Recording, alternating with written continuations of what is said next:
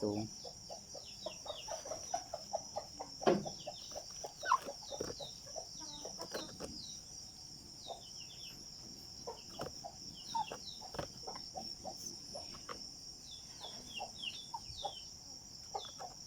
นี่ก็ฟอร์มขยาว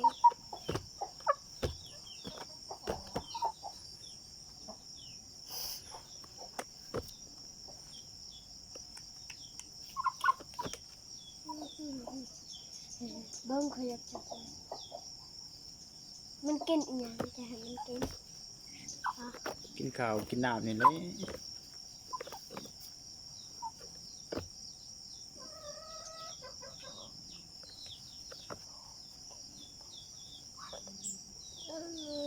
มันกันมาฟังกั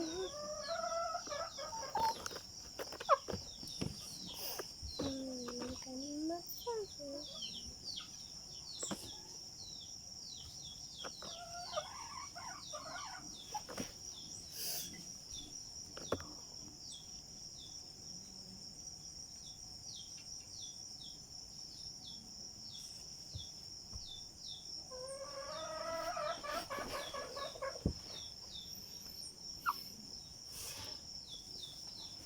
เบิ่งกล่องไกลๆนี่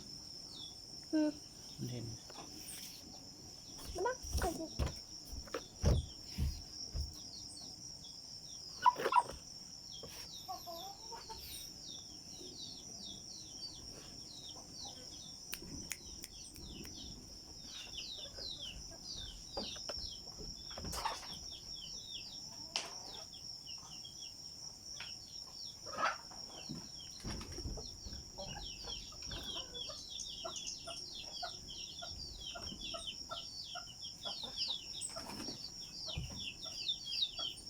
ขัดฟัง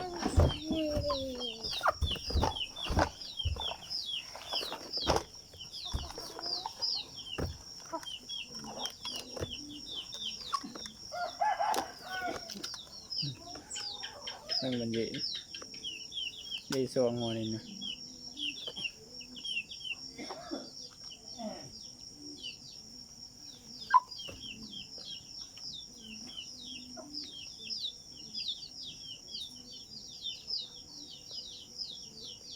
กลอดลิกลังลิกลังลิกลัง